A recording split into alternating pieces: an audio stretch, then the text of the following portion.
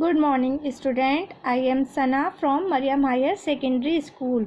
I hope you all be safe at home. Look at this. भाषा माधुरी Hindi पाठमाला standard 4। आज हम कल की ही तरह क्लास 4 की बुक पढ़ेंगे।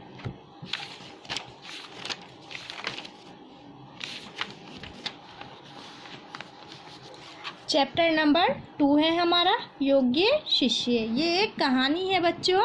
इसमें एक गुरु है और उनके 4 शिष्यों के बारे में बताया गया है। देखिए, बहुत समय पहले एक गुरुकुल में बहुत महान विद्वान रहते थे। जब उनकी कन्या विवाह के योग्य हो गई तो उन्हें उसके पास विवाह की चिंता हुई। एक दिन की बात है, उन्होंने अपने सभी शिष्यों को अपने पास बुलाया और कहा, प्रिय शिष्यों, मैंने यहाँ तुम्हें एक समस्या को सुलझाने के लिए बुलाया है। तुम्हारी शिक्षा अब पूरी हो गई है और मेरी कन्या विवाह के योग्य हो गई है। कन्या कहते हैं बेटी को, लेकिन मेरे पास उसके विवाह के लिए धन नहीं है। धन कहते हैं पैसों को। अब तुम ही बताओ कि मैं क्या करूं। कुछ शिष्य आगे बढ़े और बोले, गुरुदेव, आप चिंता ना कीजिए। हमारे माता पिता के पास बहुत धन है, हम मांग कर लाएंगे। आप उसे गुरु दक्षिणा के रूप में स्वीकार कर लीजिएगा। गुरुजी बोले, मुझे ये ठीक नहीं लगता। तुम्हारे माता पिता सोचेंगे कि गुरु लोभी है। लोभी कहते हैं बच्चों लालची को। शिष्यों ने पूछा, गुरुजी, फिर आप बताइए कि हम क्या करें। गुरुजी ने सोचकर कहा, एक उपाय मेरे दिमाग में आया है। तुम लोग अपने घरों से धन और वस्तुएं इस प्रकार लेकर आना कि किसी को भी पता ना चले। वस्तुएं कहते हैं बच्चों चीज़ों को। शिष्यों ने गुरुजी की बात स्वीकार कर ली। स्वीकार कहते हैं मानने को।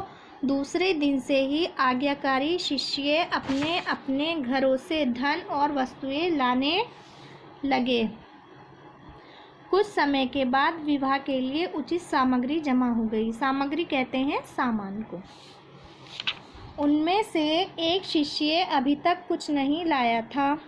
गुरुजी के पूछने पर उसने बताया, गुरुजी, मेरे घर में सब कुछ है, परंतु मैं कुछ नहीं ला सकता।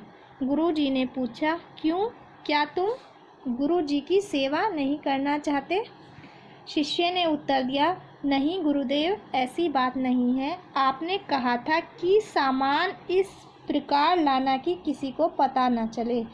मुझे घर में ऐसा कोई स्थान कहते हैं बच्चों जगह को, नहीं मिला जहां मुझे कोई ना देख रहा हो, क्योंकि मैं तो वहां रहता ही हूँ और वस्तुएं उठाने पर मेरी स्वयं ही आत्मा तो मुझे देखती है।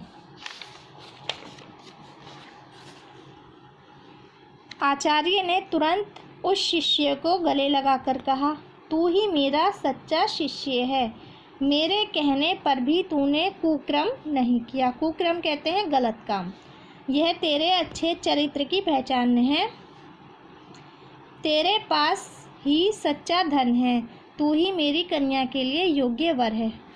आचार्य सही मायने में योग्य वर की ही तलाश कर रहे थे। उन्हें सामान की आवश्यकता नहीं थी। आवश्यकता कहते हैं बच्चों ज़रूरत को। शिक्षा है, किसी के कहने पर भी हमें कोई गलत काम नहीं करना चाहिए। अर्थात इस पाठ से हमें ये शिक्षा मिलती है कि चाहे गुरु हो, चाहे कोई भी बड़ा हमसे इंसान हो, अगर वो भी हमें गलत काम करने को बोले तो हमें वो गलत काम नहीं करना चाहिए। बच्चों, एक नज़र आप अपने होमवर्क पर डालेंगे।